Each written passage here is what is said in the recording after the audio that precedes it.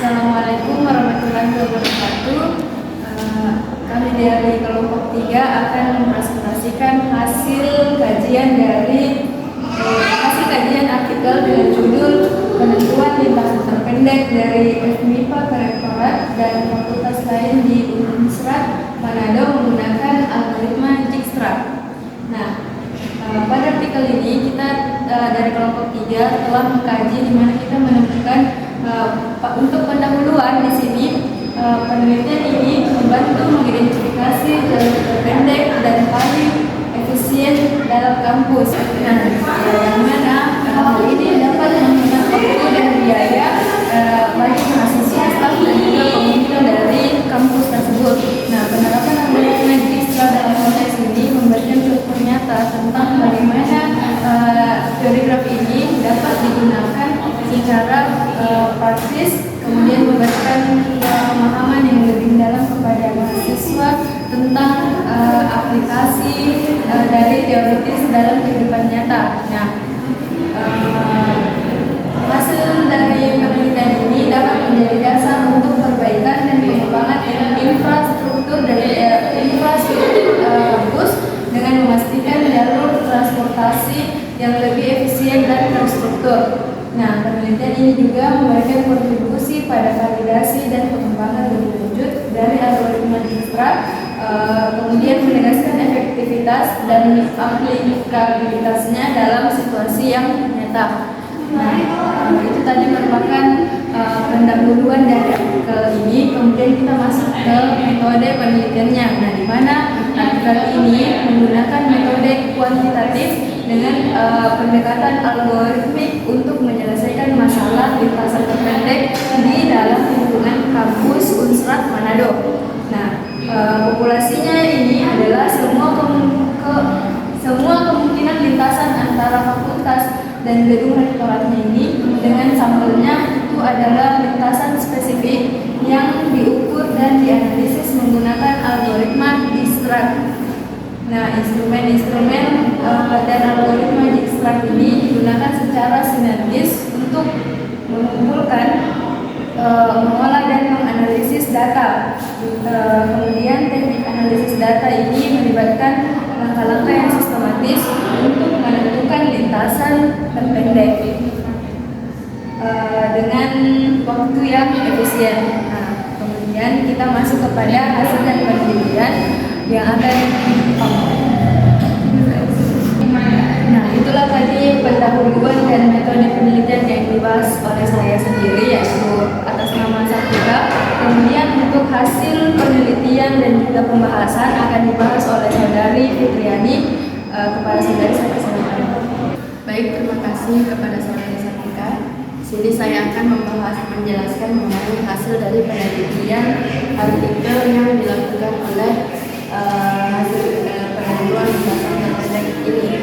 Nah, di hasil penelitian itu dia sudah menemukan atau membuktikan bahwa benar algoritma ini bisa digunakan dalam menghitung dalam menempuh jarak terpendek, bisa mengetahui di mana jalur yang baik dilewati untuk bisa sampai ke tujuan dengan cepat.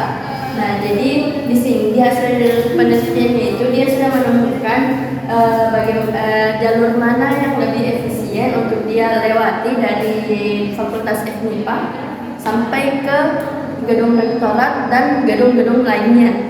Nah, di Unsrat ini juga dia jadi di pengolahan datanya itu ada 12 tujuannya. Jadi nanti itu simpul-simpulnya ada 12. Nah, untuk gambarnya, untuk ilustrasi gambarnya dapat dilihat di sini. Nah, di sini dapat kita lihat bahwa adanya hubungan atau perantara yang dapat dilewati dari FMIPA sampai ke gedung rektorat atau sampai ke gedung-gedung yang lainnya dengan jarak yang lebih efisien. Nah, jadi dia sudah membuktikan bahwa hasil penelitiannya itu bisa menggunakan bahwa penggunaan teori graf algoritma Dijkstra ini bisa menghitung jarak dengan efisien dengan waktu dan tenaga yang minimal. Nah, begitupun dengan di pembahasannya. Di sini di pembahasan dia mengatakan bahwa hasil penghitungan menunjukkan bahwa beberapa simpul dapat diakses langsung, sementara simpul lainnya itu dapat dijangkau melalui simpul perantara dengan jarak yang telah dihitung dengan efisien. Artinya terdapat simpul yang bisa langsung dituju, dan ada juga simpul yang perlu dilalui terlebih dahulu oleh simpul yang lainnya sebelum ke simpul yang ingin dituju, seperti itu. Nah, itu hasil dari penelitian dan pembahasan dari penentuan lintasan terpendek dari FMIPA ke rektorat dan fakultas lain di Universitas Manado menggunakan algoritma Dijkstra. Adapun kesimpulannya adalah di kesimpulannya ini dia mengatakan bahwa algoritma Dijkstra itu berhasil diaplikasikan dalam kampusnya, yaitu UNSRAT, Universitas Samratulangi, yang mana di universitas itu dia menghitung jarak antara FMIPA ke rektorat dengan gedung-gedung lainnya. Nah, lalu di Fakultas Kedokteran juga itu dia terdapat ada 670 meter dari sana, lalu dia ke Fakultas Kesehatan Masyarakat. Nah, jadi artinya dia di sini setelah melalui Fakultas Kedokteran, selanjutnya dia melalui Fakultas FKM atau Fakultas Kesehatan Masyarakat, lalu untuk menuju ke gedung lainnya, begitu. Jadi tidak secara langsung ke tempat tujuan. Nah, jadi dia bisa, sebenarnya itu dia bisa algoritma ini bisa digunakan dalam menghitung keefisienan mencari jarak terpendek atau menempuh jarak terpendek yang dari gedung FMIPA sampai ke gedung rektorat dan gedung lainnya. Mungkin sekian, saya kembalikan ke moderator.